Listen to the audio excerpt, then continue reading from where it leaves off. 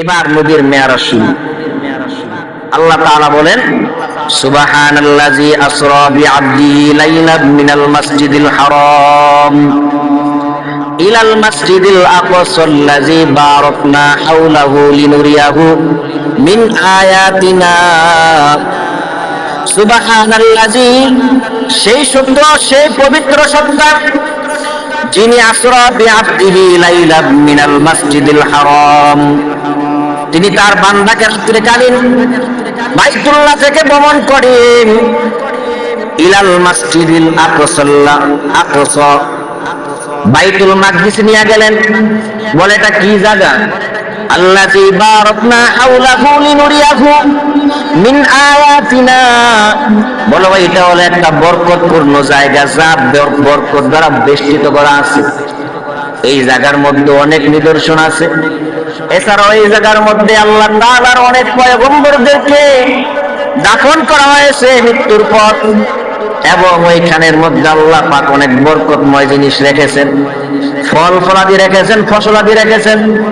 সারা দুনিয়ার মধ্যে যদি দুর্ভিক্ষ দেখা যায়, গোটা পৃথিবীর মধ্যে যদি ফল ফসলাদি না হয়, বাইতুল মাকদিসের পাশে যে জমিন আছে, ওই জমিনের মধ্যে অনাবরত কিয়ামত পর্যন্ত ফসল আদি হতে থাকবে। এবার নবীকে বরাত দিয়ে নিয়ে রওনা হয়ে গেলেন। নবীকে নিয়ে চলতেছেন জিবরাইল আলাইহিস সালাতু ওয়াস সালাম। যাওয়ার সময় নবীকে কয়েক জায়গার মধ্যে ল্যান্ড করালেন এবং দুই রাকাত করে নফল নামাজ আদায় করালেন। এক নাম্বার হলো খেজুর গাছের বাগান ইয়াসরিব নামক এলাকার মধ্যে নবীকে নামাইলেন। ওইখানের মধ্যে নবী 2 রাকাত নফল নামাজ আদায় করলেন। দ্বিতীয়বার নামাইলেন এমন জমিন, যে জমিনটা ছিল পরিপূর্ণভাবে সাদা। ওইখানের মধ্যে 2 রাকাত নামাজ পড়ার পর নবী ডাক দিয়া বললেন, ওরে জিবরাইল, কি ব্যাপার, এটা কোন জায়গা? এবার জিবরাইল আমিন ডাক দিয়া বলেন, এটা হলো মাদায়ান শহর, যেখানের মধ্যে মূসা নবীর বিবাহ হয়েছে। শুআয়ব আলাইহিস সালাতু ওয়াস সালাম ওনার মেয়েকে মূসা আলাইহিস সালাতু ওয়াস সালামের সাথে বিবাহ বন্ধনে আবদ্ধ করাই দিয়েছিলেন। তারপর 3 নাম্বার জায়গা ল্যান্ড করলেন তুর সিনাই পাহাড়ের দিকে। ওইখানের মধ্যে নবীজি 2 রাকাত নামাজ আদায় করলেন। এরপরে নবীকে 4 নাম্বার জায়গা বাইতুল হামদের মধ্যে নামাইলেন। ওইখানের মধ্যে নবীজি 2 রাকাত নামাজ আদায় করলেন। এবার জিবরাইল আলাইহিস সালাতু ওয়াস সালাম বলেন, ও নবী, তুর সিনাই পাহাড় যেখানে নামাইছি, ওইখানে আল্লাহর সাথে মূসা নবী প্রত্যেক সময় কথা বলতো। তাওরাত কিতাব আল্লাহ পাক ওইখানের মধ্যে অবতীর্ণ করেছেন, এই জন্য সেইখানে আপনাকে অবতরণ করাইলাম। আর ওই যে বাইতুল হাম নামক যে স্থানে আপনাকে নামাইছিলাম, করাইছি, ওই জায়গার মধ্যে ঈসা আলাইহিস সালাতু ওয়াস সালাম জন্মগ্রহণ করেছেন, এই জন্য আপনাকে ওইখানে নামাইয়া শুকরিয়া কাম 2 রাকাত নফল নামাজ আদায় করাইছি। এবার নবী চলতেছেন, যাওয়ার সময় দেখেন মাঝখানের মধ্যে এমন সুন্দর গ্রাম, জান্নাতের গ্রাম।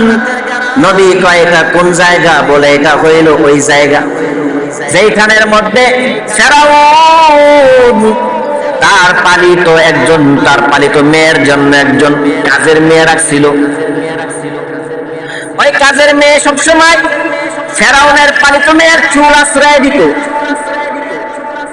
ওই আল্লাহর বান্দি ছিলেন, একজন আল্লাহ তাআলার খাঁটি বান্দি ছিলেন, আবেদা জাহেদা বান্দি ছিলেন। সে যখন মাথা আশ্রাইতেছিল, একদিন হঠাৎ করে তার হাতের থেকে চিরুনি পড়ে গেল। পড়ে যাওয়ার সাথে সাথে আল্লাহর বান্দি সুবহানাল্লাহ বলে উঠল। সেই সত্য, সেই পবিত্র সত্তা যিনি ভুল থেকে কি পবিত্র। এই কথা বলার পর ফেরাউনের পালিত মেয়ে ডাক দিয়া কয়, কি ব্যাপার, তুমি কোন প্রভুর নাম নিছো? এই কথা বলার পর কাজের মেয়ে ডাক দিয়া বলেন, যিনি তোমার বাপেরও তোমার পিতারও আল্লাহ, তোমার আল্লাহ আমার আল্লাহ, মূসা নবীর আল্লাহ, ওই রবের নাম নিয়েছি। ওই রবকে ওই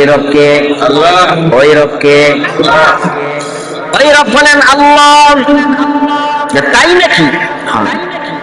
আমার বাবার থেকে কি এত বড় রব আছে নাকি? বলে হ্যাঁ, তোমার বাবা কিসের রব? তোমার বাবা ঘুমায়, খায়, চলে ফিরে, মানুষের কথাও শুনে। তোমার বাবার চিন্তায় পর্যন্ত মরে যাওয়ার অবস্থা হয়ে যায়। ওই আল্লাহ তো এমন এক আল্লাহ, কুল হু আল্লাহু আহাদ, আল্লাহ এক, আল্লাহুস সামাদ, আল্লাহ সব জিনিসের থেকে অমুখাপেক্ষী। তার কোনো প্রয়োজন নাই, তার কোনো কিছুর প্রয়োজন নাই। তিনি কে? তিনি কে? আল্লাহ। আর যার প্রয়োজন আছে সে কে? মাখলুক। মানব হইল কখনো সে আল্লাহ হইতে পারে না। এই কথা বলার পর ফেরাউনের পালিত মেয়ের রাগ উঠে গেছে। ডাক দিয়া কয়, রে ফেরাউন বাবা, তোমার চেয়ে নাকি বড় রব একজন আছে? তোমার কাজের মেয়ে আমার যে চুল আশ্রয় দেয় সে বলছে নাকি তোমার রব আছে? আমার রব আছে, মুসার রব আছে, এই কাজের মেয়ের রব নাকি একজন আছে?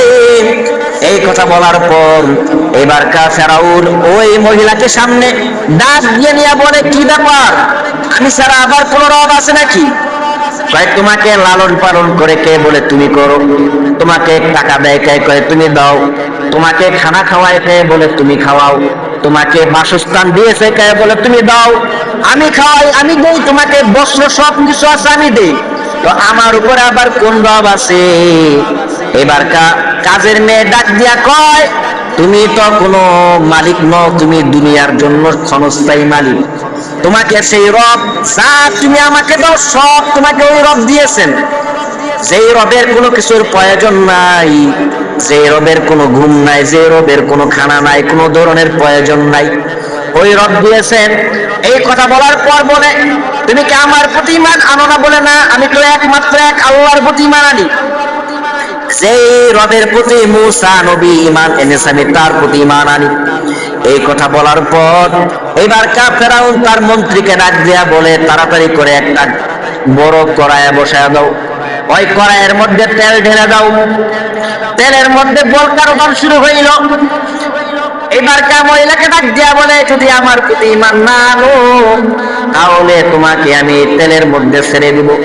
ওই মহিলার কোলের মধ্যে একটা দুধের বাচ্চা ছিল।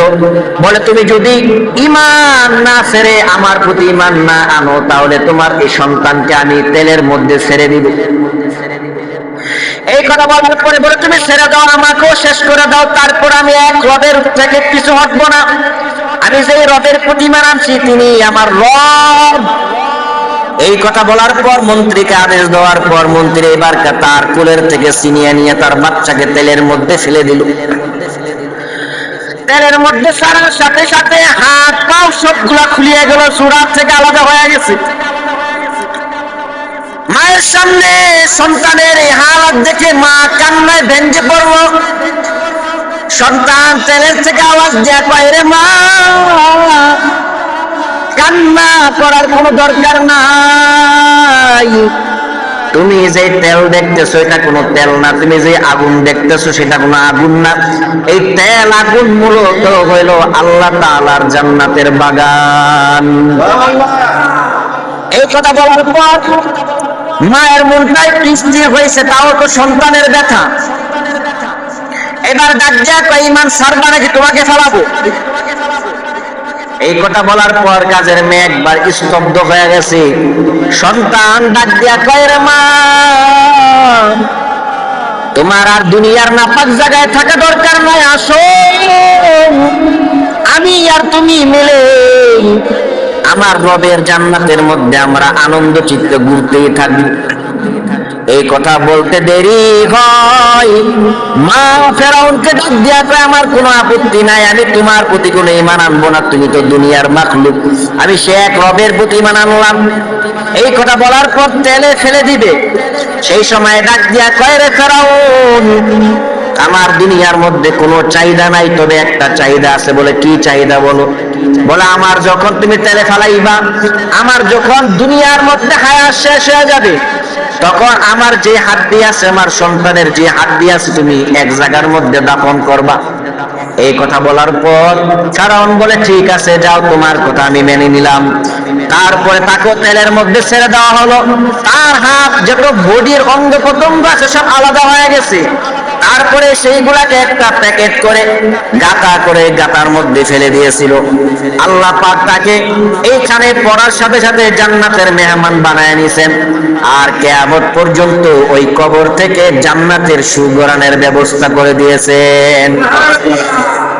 নবীকে ডাক দেয়া বলেন, জিবরাইল আমিন, এই হলো ঘটনা। এটা হলো ফেরাউনের কিপ্টি কাজের বুয়া, তার কবরের মধ্য থেকে আওয়াজ, এই গ্রানের সুগন্ধি গ্রান বের হয় একমাত্র সেই মালিকের পরীক্ষার মধ্যে উত্তীর্ণ হয়েছে। মালিক তাকে জান্নাত দিয়ে দিয়েছেন এবং তার কবর থেকে কিয়ামত পর্যন্ত জান্নাতের সুগরানের ব্যবস্থা করে দিয়েছেন। এরকম যদি আমরা এই দুনিয়াতে পরীক্ষা দেই তো কি হবে? এই পরীক্ষার উত্তীর্ণ হতে পারলে আল্লাহ পাক আমাদের এরকম বিনা হিসেবে জান্নাতের মেহমান বানায় দিন। দুনিয়াতে অনেক অত্যাচার জুলুম আসবে, ওই দিকে তাকানো যাবে? ওই দিকে তাকানো যাবে না। এক রবের দিকে তাকায় থাকতে হবে। যদি এক রবের উপর আমরা ঈমান একই রাখতে পারি তো মৃত্যুর পর বিনা হিসেবে জান্নাতের মেহমান আমরা হয়ে যেতে পারি। এবার কেন দেখি নিয়ে চলতেছেন?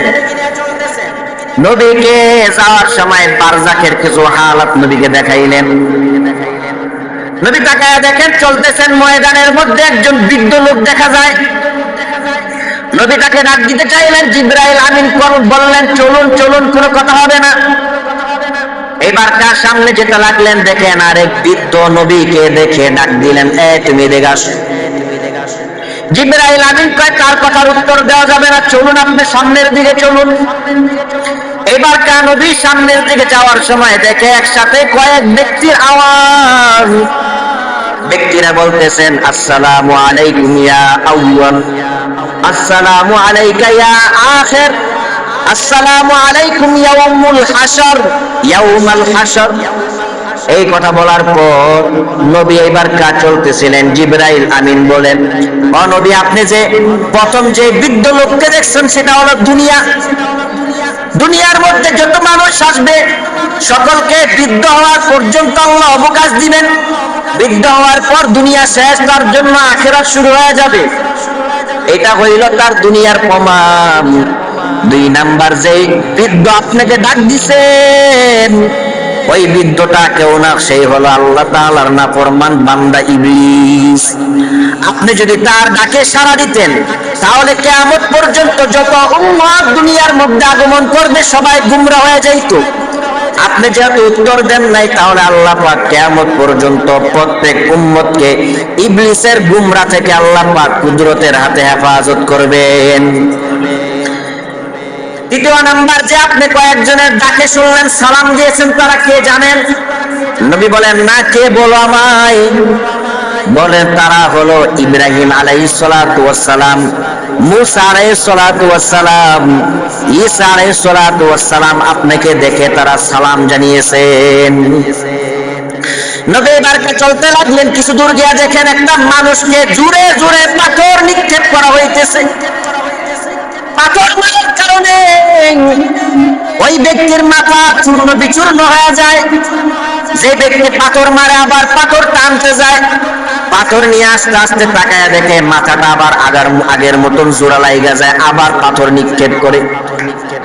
এই দেখার পর জিবরাইল আলাইহিস সালামকে ডাক দিয়া বললেন, সে কে?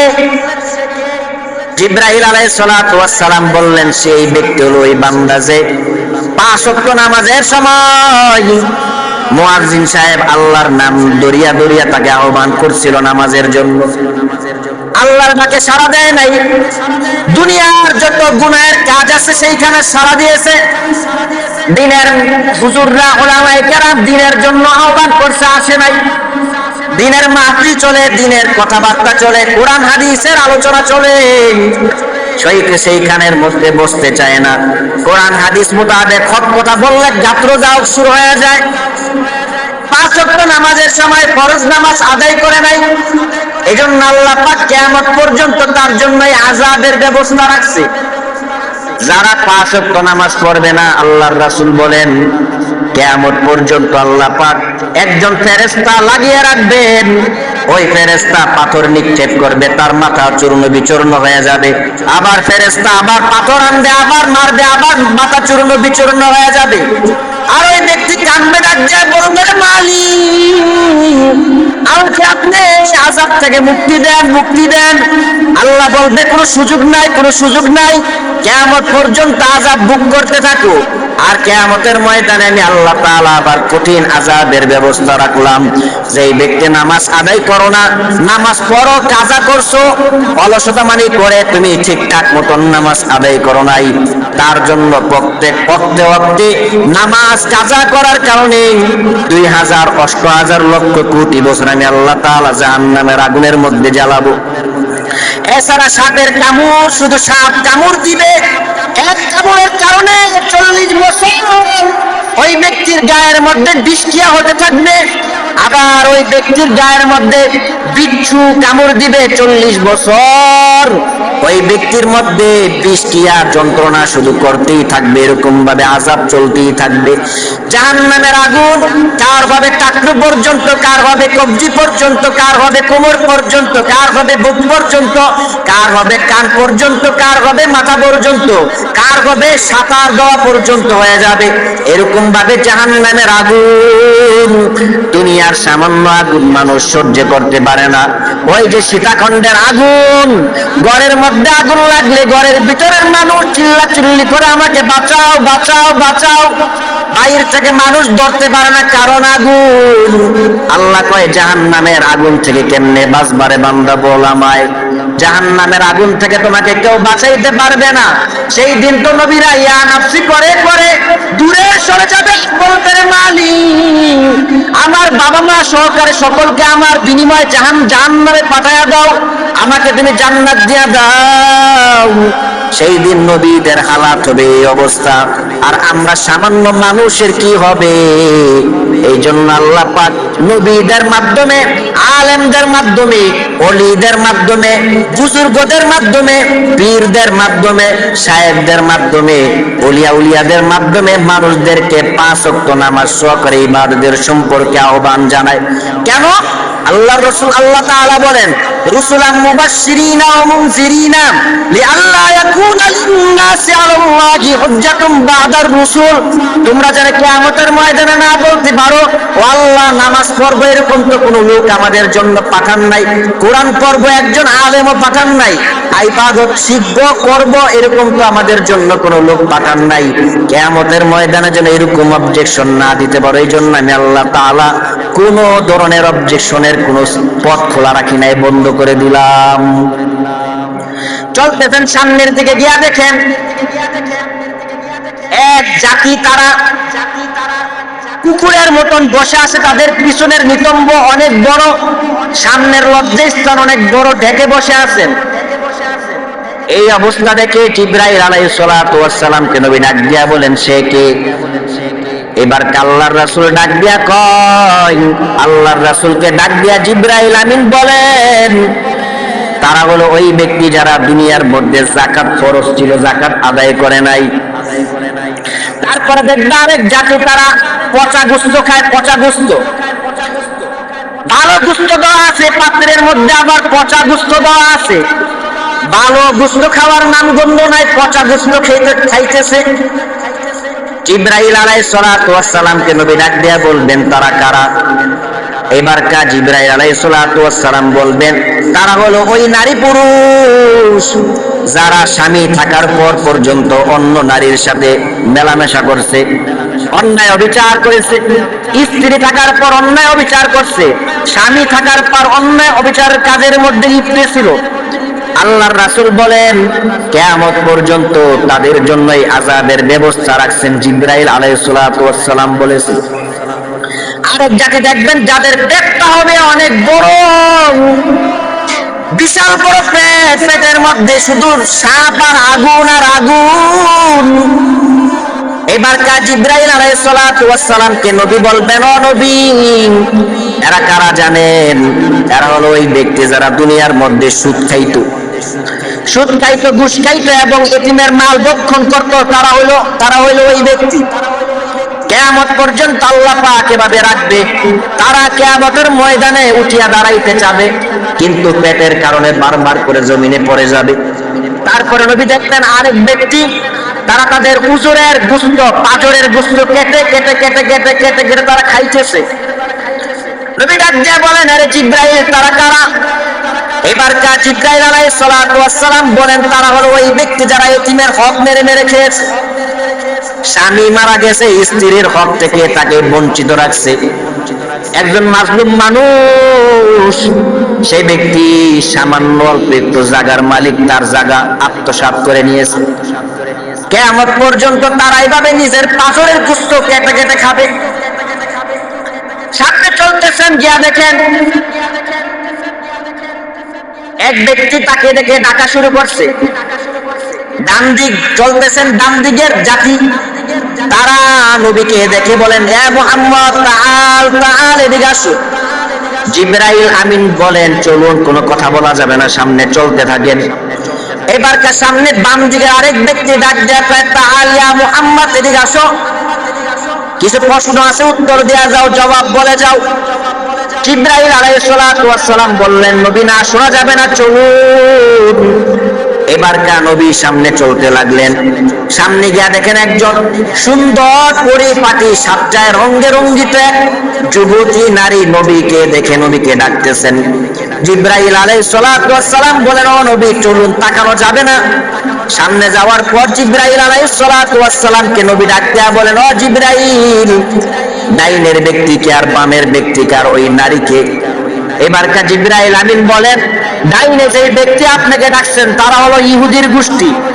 যদি আপনি ওই ইহুদির কথায় উত্তর দিতেন, জবাব দিতেন, কিয়ামত পর্যন্ত আপনার যত উম্মত আসতো সব ইহুদি হয়ে যাইত। বাম দিকে যে ব্যক্তি ডাকছে তারা হলো খ্রিস্টান, তাদের কথায় যদি সাড়া দিতেন তো আপনার কিয়ামত পর্যন্ত যত উম্মত আছে সকলে খ্রিস্টান হয়ে যাইত। আর যে রূপতী সুন্দর নারী দেখছেন, ওই নারী আর কিছু নয়, হইল দুনিয়া। দুনিয়া দুনিয়াটা তো দেখতে সুন্দর সাজানো। এই জন্যই তো ওলামায়ে কেরাম, বড় বড় ওলিয়া উলিয়ারা বলেন, দুনিয়া হলো একটা বাথরুমের মতো। কিসের মতন? বাথরুমে কি মানুষে ঘুমায় নাকি? খায়, বিশ্রাম করে, বৈশা থাকে, আড্ডা দেয়। বাথরুম এরকম জায়গা, প্রয়োজন ছাড়া শেষ তো বাথরুম থেকে বেরিয়ে যাও, ময়লা জায়গা। বাথরুম এটা থাকার জায়গা না। কিন্তু এরকম ডিজিটাল যুগ হয়েছে, বিদেশিরা এত ভিআইপি হয়ে গেছে, বাংলাদেশের গুলশান বসুন্ধরা এরকম ভিআইপি হয়ে গেছে। বাথরুমের মধ্যে ইংলিশ কমট লাগায়, আবার টিভি লাগায় দেয়। টিভি দেখবা গরম, বাথরুমে তো গাম্বা, কি করা যায়? এসি লাগাই দিচ্ছে। কি লাগাই দিছে? এসি লাগাই দিছে। বাথরুম করো, এসির বাতাস খাওয়ার, টিভি দেখো, সুন্দর ব্যবস্থা। বুঝলেন না? ওলামায়ে কেরাম বলেন, বাথরুম কোনো থাকার জায়গা নয়, এই বাথরুম হলো প্রয়োজন ছাড়ার জায়গা। দুনিয়াটা হলো বাথরুমের মতন, এই জায়গা হলো আল্লাহ তাআলার ইবাদত করবা। এইখানে কোনো হাসি তামাশার জায়গা নয়। যদি এখানের মধ্যে আড্ডায় হাসি তামাশার মধ্যে লিপ্ত হয়ে যাও, আল্লাহর রাসূল বলেন, মৃত্যুর পর আল্লাহ পাক ওই ব্যক্তিদেরকে চিরতরে জাহান্নামের বাসিন্দা বানায় দিবেন। এই জন্য দুনিয়ার থেকে বিমুখ হওয়া চাই।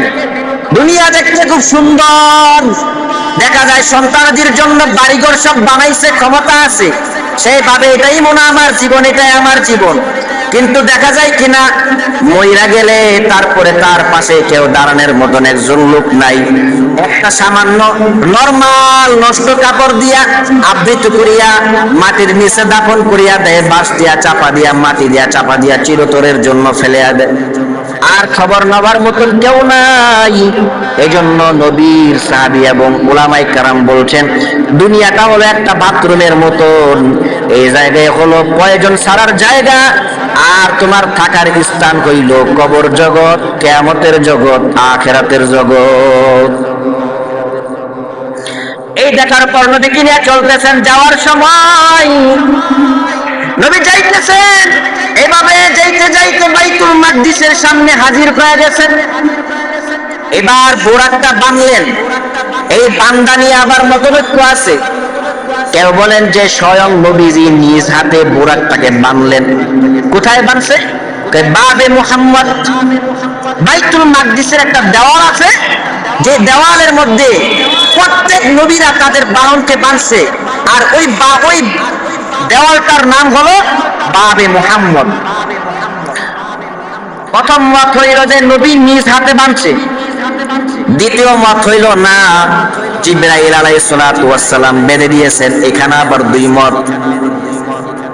জিবরাইল আলাইহিস সালাতু ওয়াস সালাম যখন বোরাকটাকে বাঁধবেন তখন ওই দেওয়ালের মধ্যে একটা ছিদ্র ছিল। এটা আবার দুই মত বলে ছিদ্র নিজে করছেন।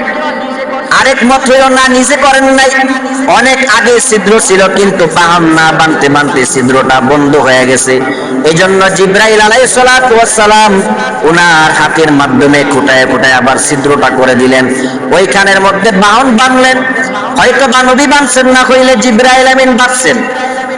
এবার বাইতুল মাকদিসে ঢুকবেন। ঢুকার সময় আল্লাহর নবীকে ডাক দিয়া কয়, ও নবী, আল্লাহর কাছে কি আপনি আরজি জানাইছিলেন আপনি নাকি হুর দেখতে চান, হুর দেখতে চান? তাহলে সামনের দিকে ঘুরুন, আসমানের দিকে তাকান। নবী যে এবার আসমানের দিকে তাকায় দেখলেন হুররা জান্নাতের মধ্যে আনন্দে হেলে দুলে গান গায়। এত সুন্দর। নবী বলেন দুনিয়ার কোন চোখ আজ পর্যন্ত হুরের মতন সুন্দর আর কিছুই দেখে নাই। 70টা কাপড়ের মধ্যে হুরের পাও, ওই হুরের পাও এত সুন্দর, এর মধ্যে গুস্ত দেওয়া, তার মধ্যে হাড্ডি দেওয়া, ওই হাড্ডির মধ্যে যে হুরের মগজ আছে তার সুন্দরের কারণে ওই মগজগুলাও পর্যন্ত হাড্ডির ভিতর দিয়া দেখা যায়। বলে কেমন সুন্দর? বলে একটা হুর যখন হাসি দেয় তার দাঁতের আলোর কারণে অন্ধকারাচ্ছন্ন এলাকা আলোকিত হয়ে যায়। কেমন আলোকিত হয়? বলে পূর্ণিমার রাতে যদি আসমানটা যেরকম কালো হয়, এর মধ্যে যদি আসমানের একটা বিজলি দেয়, ওই বিজলি দিলে যেরকম দুনিয়াটা আলোকিত হয়ে যায়, হুরে হাসি দিলে তার দাঁতের আলোর কারণে অন্ধকারাচ্ছন্ন এলাকা আলোকিত হয়ে যায়। দেখার পর বলে চলুন ভিতরে চলুন। এইবার কাগিয়া দেখেন নবীদের সব সমাবেশ ওইখানে। আদম নবী থেকে ধরে ঈসা নবী পর্যন্ত সকালে হাজির। কি হইল? নামাজ হবে। সবাই চিন্তা আছে কে নামাজ পড়াইব। আদম নবী চিন্তা করে আমি যদি আজকে এখানে ইমাম হইতে পারতাম তাহলে অনেক ভালো ছিল। প্রত্যেক নবীর মনের একটা ইচ্ছা, আমি যদি আজকে এখানে ইমামতি করতে পারতাম ভালো হইতো। জিবরাইল আলাইহিস সালাতু ওয়াস সালাম বলেন আল্লাহ তাআলা নবীর মাধ্যমে সব নবীর নবুয়ত শেষ করে দিয়েছেন। যেখানে ষষ্ঠ নবী মুহাম্মদ নবী হাজির আছেন, ওইখানে কোনো ব্যক্তির ইমামতি করা জায়েজ নাই। এই জন্য দেখবেন বাংলাদেশে কিছু বেদাত মৌলবী আছে, চেয়ার বসাইয়া কয় আমগর দরবার নবী হাজির হয়। কত বড় বেয়াদব! নবী যদি তোর দরবারে হাজির যদি হইতো, নবী হাজির হওয়া দূরের কথা, নবীর যদি একটা চুল যদি স্টেজে থাকতো, তা আমাদের মতন বেয়াদব ওই স্টেজ উঠতে পারে? নবী বলে দরবারে হাজির হয়। তারপরে নবীকে এবার জিবরাইল আলাইহিস সালাতু ওয়াস সালাম হাত ধরে ইমামতির মুসল্লায় দাঁড় করায় দিলেন। ওইখানের মধ্যে ফেরেশতারা হাজির ছিলেন। নবী 2 রাকাত নামাজ পড়াইলেন। নামাজ শেষ এবার নবীকে নিয়ে বের হলেন। এরপরে নবীকে নিয়ে চলবেন, আসমানের দিকে চলবেন। এইখানে আবার 2টা কথা আছে। 1 নাম্বার কথা হলো নবীকে আসমানে নিয়ে গেছেন বুরাক দিয়া। কি দিয়া? দ্বিতীয় কথা হইল না, জমিন থেকে বাইতুল মাকদিসের জমিন থেকে আসমান পর্যন্ত একটা সিঁড়ি লাগাই দিয়েছে। সিঁড়ি দিয়ে নবী গেছেন। সমাধান কি? এটার একটা সহজ সরল সমাধান, দুটোটা দিয়েই যেতে পারে। আরেকটা হলো যে কিছুক্ষণ পর পর যদি বাহন চেঞ্জ করা হয় তাহলে যারা সফর করবে তাদের জন্য সহজ। আর ওই বাহন দিয়ে চলতে একটু কি আরামদায়ক। ওই বাহনের কি গায়ে শক্তি থাকে। কেমন? এই পৃথিবী একসময় মুঙ্গল এক জাতি ছিল, যার মেইন লিডার ছিল চেঙ্গিস খান। তিনি চীন থেকে আমেরিকা পর্যন্ত যত রাষ্ট্র ছিল সব দখল করছিল, একের পর এক যুদ্ধ করে। তার এই যুদ্ধ করার মধ্যে কতগুলা কড়া কৌশল ছিল। এর মধ্যে একটা কৌশল ছিল, তিনি 40 মাইল পর পর পর পর একটা একটা করে সীমানা গাচ্ছে, আর প্রত্যেক সীমানার মধ্যে এক একটা করে বাহন, তারপর অনেকগুলা ঘোড়া। একটা দলের জন্য যতগুলা ঘোড়া লাগে, যতগুলা কাপড় লাগে, খাবার লাগে, যতগুলা বস্ত্র লাগে, এরকম করে 40 মাইল পর পর এরকম করে ব্যবস্থা রাখছে। কেন বলে, যখন 40 মাইল যখন উনি ওনার স্থান থেকে ঘোড়া নিয়ে বের হবে খাবার নিয়ে, 40 মাইল যাইতে যাইতে ঘোড়াটাও ক্লান্ত হয়ে যাইব, আবার খানাও শেষ হয়ে যাব, কাপড় টুপড় ময়লা হয়ে যাইব। 40 মাইল গেলে আবার ঘোড়া চেঞ্জ কইরা খানা দানা নিয়া কাপড় পরিষ্কার কইরা আবার যদি রওনা হয়, তো ওই 40 মাইল যে ঘোড়াটা আইছে এটা ক্লান্ত, এটা খেয়ে গেলে এটা এখানে কি করলো, জিরাইলো। আবার এখান থেকে আরেক ঘোড়া নিয়ে 40 মাইল গেলে ওইখানে আবার ওই ঘোড়াটা জিরাইলো। তাহলে একটা এরকম ভাবে চেঙ্গিস খান গোটা পৃথিবীটাকে অনেক সহজে কি করতে পারছেন, দখল করতে পারছেন। তাহলে বোঝা যায় কি, যে এরকম করে যদি তাবু গাড়া হয়, সীমান্ত এরকম যদি ব্যবস্থা রাখা হয়, তাহলে যুদ্ধ যারা করে তাদের জন্য হাজার হাজার কিলোমিটার পার হইতে কোনো সমস্যা হয় না। আর যদি একটা ঘোড়া নিয়ে বা একটা বাহন যন্ত্র নিয়ে যদি যায়, তাহলে অনেক কষ্ট, বুঝলেন না? তাহলে কি বোঝা গেল, যে এরকম হইতে পারে, অথবা বোরাক দূর হয়ে গেছে, এই জন্য কি সিঁড়ির ব্যবস্থা। আরেকটা কি না, বোরাক দিয়ে চলে গেছে। বোরাকটা কেমন বলে, চোখের পলক খুইলা বন্ধ করতে যত সময় লাগে, খুইলা তাকাইলে দৃষ্টি আমার যত দূরে যায়, দৃষ্টি বোরাকটা ঠিক এত তাড়াতাড়ি দূর মেরে চলে যেতে পারে, এত দূরত্ব বোরাক যায়। এবারকার জমিন থেকে আসমানে উঠলেন, প্রথম আসমানে গেলেন, প্রথম আসমানের দরওয়াজার সামনে দাঁড়াইছিলেন। প্রথম আসমানের দরওয়াজার সামনে ফেরেশতা বসা আছেন। প্রথম আসমানের যে দরওয়াজাগুলো আছে, এগুলো হলো নূরের, স্বর্ণর, এই বড় বড় দরওয়াজা, এর মধ্যে তালা লাগানো আছে। জিবরাইল আলাইহিস সালাম বললেন, খোলো, আমি আসলাম। বলে, কে তুমি? মান আনতা, কে তুমি? বলে, আনা জিবরাইল, আমি জিবরাইল। ওমান মাক, তোমার সাথে কে? বলে, হুয়া মুহাম্মদ সাল্লাল্লাহু আলাইহি ওয়াসাল্লাম। তুমি যে আসছো, আল্লাহ তাআলা আদেশ দিবেন? হ্যাঁ, আল্লাহ তাআলা আদেশ দিবেন। নবীকে আনতে বলছেন? বলে, হ্যাঁ, নবীকে আনতে বলছেন। এবারকা ফেরেশতা প্রথম আসমানের দরজা খুলে দিলেন। ওই ফেরেশতার নাম কি ছিল? বলে, ওনার ওই ফেরেশতার নাম হলো ইসমাইল ফেরেশতা, ইসমাইল আলাইহিস সালাতু ওয়াস সালাম। এবারকা দরওয়াজা খুললেন, বললেন, মারহাবান তাইয়িবান মুবারাকান, আহলান সাহলান, স্বাগতম জানাই ও সকল নবীদের সর্দার সাইয়্যিদুল মুরসালিন রাহমাতুল লিল আলামিন। এবারকা নবী চলতে লাগলেন, গিয়া দেখলেন যে বাবা আদম প্রথম আসমানের মধ্যে আছে। উনি বসে আছেন এক জায়গার মধ্যে, ওনার দুই পাশে অনেক মাখলুক, অনেক রূহ, অনেক জাতি বসা আছে।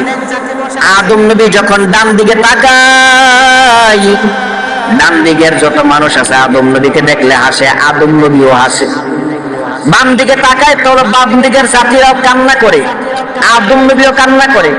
জিবরাইল আলাইহিস সালামকে নবী ডাক দিয়ে বললেন, তারা কারা? বলে, ডান দিকে যারা বসে আছে তারা সব হইল জান্নাতের বাসিন্দা, আর বাম দিকে যারা বসে আছে তারা সব হইল জাহান্নামের বাসিন্দা। এই জন্য আদম নবী ডান দিকে তাকাইলে জান্নাতীদেরকে দেখে আনন্দে হাসে, আর বাম দিকে তাকাইয়া দেখে তার সন্তানগুলা জাহান্নামী, এই জন্য আদম নবী কাঁদতে থাকে। এবার আদম নবীর সাথে অনেক কথা হইল। তারপরে এবার প্রথম আসমান থেকে দ্বিতীয় আসমানে গিয়া দেখলেন ফেরেশতা দরওয়াজা বন্ধ। বলল, কে তুমি? বলে, জিবরাইল। বলে, তোমার সাথে কে? মুহাম্মদ। আল্লাহ বলছেন আসতে? বলে, হ্যাঁ, আল্লাহ বলছে আসো।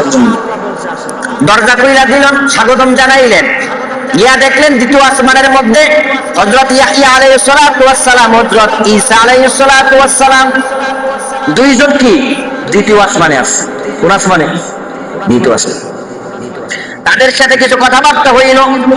এবার তৃতীয় আসমানে গেলেন। তৃতীয় আসমানে যাওয়ার পর ওইখানে গিয়ে দরওয়াজা খোলা হলো। ওই তৃতীয় আসমানের মধ্যে হযরত ইউসুফ আলাইহিস সালাতু ওয়াস সালাম আছেন। ওনার সাথে অনেকক্ষণ কথা হলো। তারপরে তৃতীয় আসমান থেকে চতুর্থ আসমান, সেইখানে ছিল হযরত ইদ্রিস আলাইহিস সালাতু ওয়াস সালাম, ওনার সাথে কথা হলো। তারপরে এখান থেকে চলতে লাগলো পঞ্চম আসমান, ওইখানে গিয়ে দেখলেন হারুন আলাইহিস সালাতু ওয়াস সালাম আছেন, ওনার সাথে কথা হলো, বাকবিতণ্ডতা হলো। তারপরে এবার পঞ্চম আসমান থেকে ষষ্ঠ আসমান, ওই ষষ্ঠ আসমানের মধ্যে হযরত মূসা আলাইহিস সালাতু ওয়াস সালাম আছেন। তারপরে ষষ্ঠ আসমান থেকে সপ্তম আসমান, ওইখানের মধ্যে হযরত ইব্রাহিম আলাইহিস সালাতু ওয়াস সালাম বেলাম দিয়ে বসে আছেন বাইতুল মামুরে। বাইতুল মামুরের দেওয়ালের সাথে হেলান দিয়া ইব্রাহিম আলাইহিস সালাতু ওয়াস সালাম বসে আছেন। বাইতুল মামুর এটা কি? বলে এটা একটা আল্লাহ তাআলার নূরের ঘর। সেই ঘরের মধ্যে প্রত্যেক দিন প্রত্যেক সেকেন্ডে 70,000 ফেরেশতা বাইতুল মামুর তাওয়াফ করে। একবার যে তাওয়াফ করে কিয়ামত পর্যন্ত আর সে দ্বিতীয়বার সিরিয়াল পায় না। তাহলে আল্লাহর ফেরেশতা কত কোটি কোটি হাজার কোটি কোটি আছে। এরপরে বাইতুল মামুর এগুলা দেখলো, দেখার পর এবার ওইখানে ইব্রাহিম নবীর সাথে কিছু কথাবার্তা হলো। এবার নবীকে নিয়ে চলতেছেন, এক দূরে চলে গেলেন ইনদা সিদরাতিল মুনতাহা। ইনদা সিদরাতিল মুনতাহার মধ্যে গিয়া দেখেন বিরাট বড় বড়ই গাছ। সেই বড়ই গাছের গোড়া হইল জান্নাতের নিচ পর্যন্ত। কোন পর্যন্ত? জান্নাতের পুরা বড়ই গাছটা আসমান তার এরকম ভাবে ছায়া দেয়া রাখছে, জান্নাতটাও ছায়া দেয়া রাখছে। ওই বড়ই গাছের এক একটা পাতা কানের, হাতির কানের মতন এক একটা বড়ই গাছের পাতা। আর ওই বড়ই গাছের এক একটা বড়ই হলো তেলের ড্রামের মতন। তেলের ড্রাম চিনেন? বড় বড় তেলের ড্রাম আছে না, এই তেলের ড্রামের মতন এক একটা বড়ই ওইখানে ছিলেন। তারপরে নবীকে জান্নাত জাহান্নাম দেখাইলেন। জান্নাতে যাওয়ার পর নবী খুব আনন্দিত হয়ে গেছেন। জিবরাইল আলাইহিস সালাতু ওয়াস সালাম বললেন, আনন্দ হওয়ার কোনো কারণ নাই, সামনে চলুন, সামনে চলুন। সামনের অবস্থা দেখে যদি আনন্দ হইতে পারেন তাহলে আপনি মূল আনন্দ ব্যক্তি হবেন। যাওয়ার সময় গিয়া দেখেন জান্নাত ও জাহান্নামের মাঝখানে একটা গাছ। ওই গাছের নিচে এক ব্যক্তি বসে আছে। ওই গাছের উপর দেখেন অনেক পাতা, অনেক পাতা, প্রত্যেক গাছের মধ্যে নাম লেখা আছে। জিবরাইল আলাইহিস সালাতু ওয়াস সালামকে ডাক দিয়ে বললেন, উনি কে? বলে উনি হলো আজরাইল আলাইহিস সালাতু ওয়াস সালাম। এবার নবীকে আজরাইল আলাইহিস সালাতু ওয়াস সালামের কাছে নিয়ে গেলেন। আজরাইল আলাইহিস সালাতু ওয়াস সালামের কাছে যাওয়ার পর নবী ডাক সালাম দিলেন। নবীকে সালাম দেওয়ার পর স্বাগতম বিনিময় হলো। তারপরে নবীকে বললেন, আপনি আল্লাহ তাআলার ঘরে বেড়াইতে আসছেন? বলে হ্যাঁ। বলে আপনি কি কাজে নিয়োজিত আছেন? বলে মানুষের জান কবজ করার কাজে নিয়োজিত আছে। তো আপনার এখানে গাছটা কিসের? বলে দুনিয়ার সৃষ্টি লগ্ন থেকে কিয়ামত পর্যন্ত যত মাখলুক আসবে, যাদের জান আছে, জান আছে, প্রাণ আছে, তাদের প্রত্যেক জনের নাম ঠিকানা সহ করে গাছের পাতায় পাতায় লেখা আছে। ওই ব্যক্তির যখন মৃত্যুর সময় হয়ে যায়, 40 দিন যখন বাকি থাকে, ওই সময় পাতাটা হলুদ একটা বর্ণ ধারণ করে। তখন আমি ওই ব্যক্তির কাছে 40 দিন গিয়া তাকে বার্তা দিতে থাকি। ফেরেশতারা বার্তা দেয়, এ বান্দা, তোমার মাত্র আর 40 দিন দুনিয়ার মধ্যে জীবন আছে।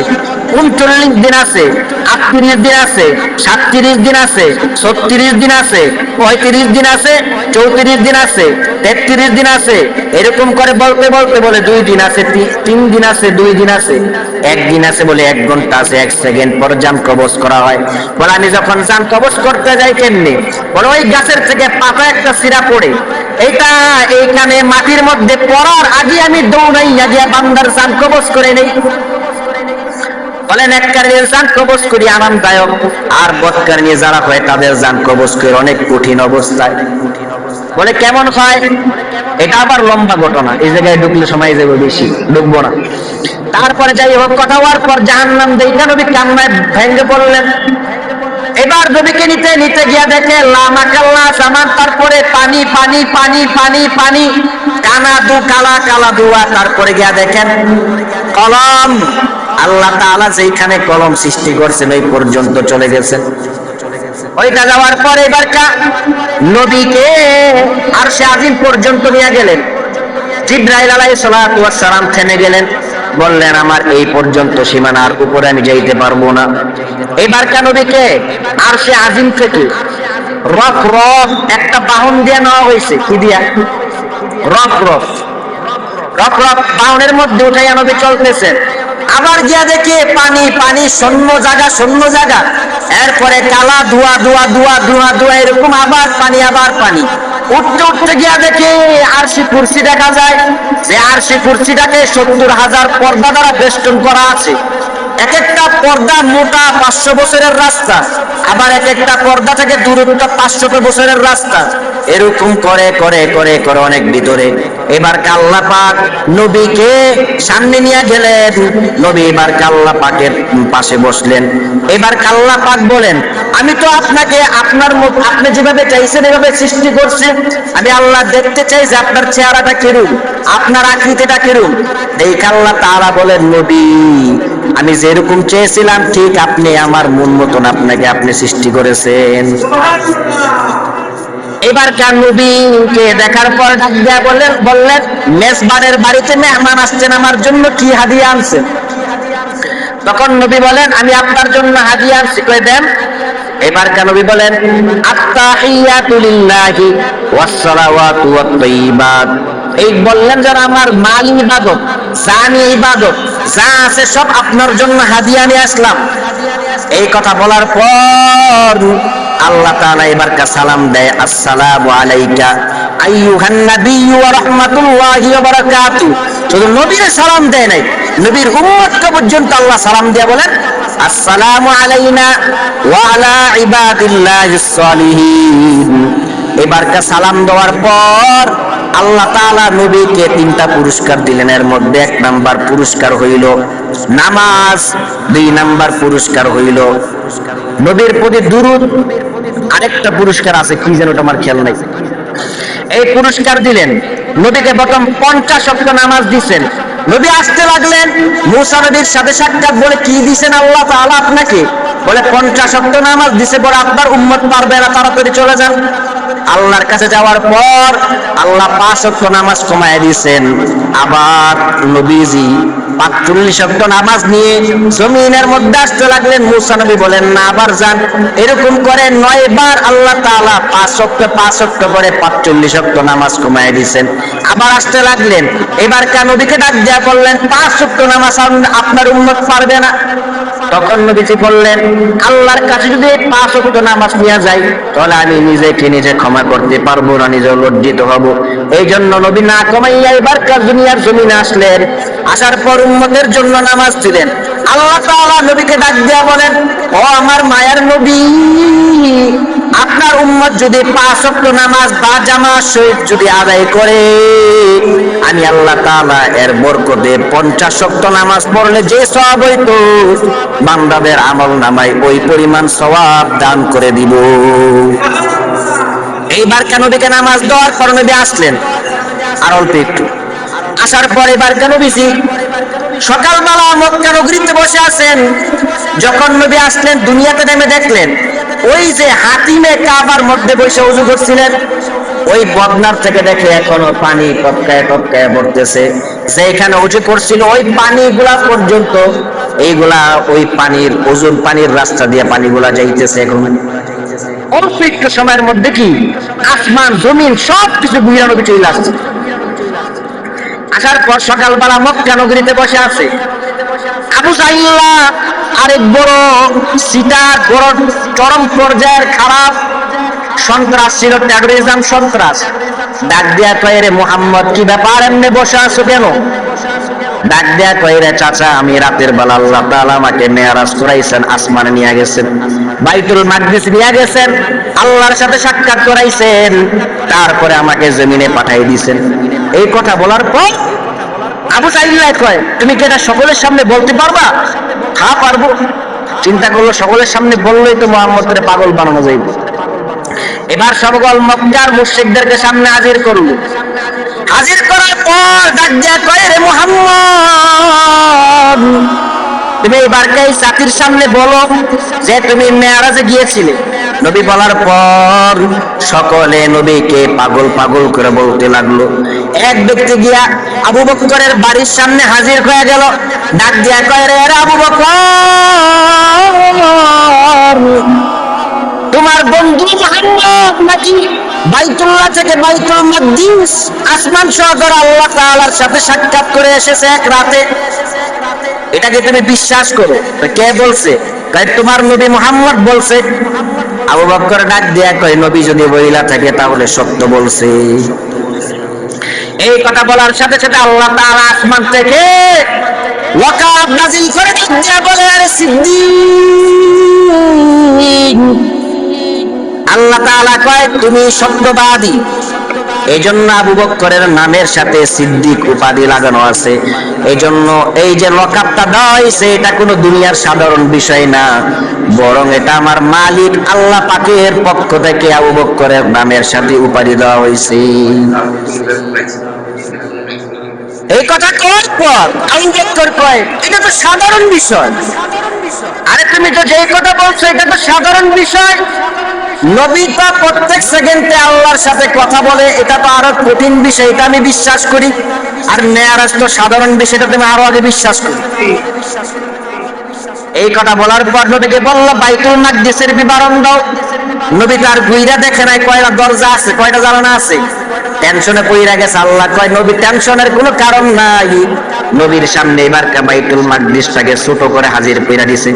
নবী গনে গইনা বলছে যে বাইতুল মাকদিসের মধ্যে এতটা দরজা আছে, এতটা পিলার আছে, এতটা জানালা আছে, এতটা মেহরাব আছে, এতজন লোক ছিল। তাই নাকি? তারা আবার খবর নিছে, কথা তো ঠিক।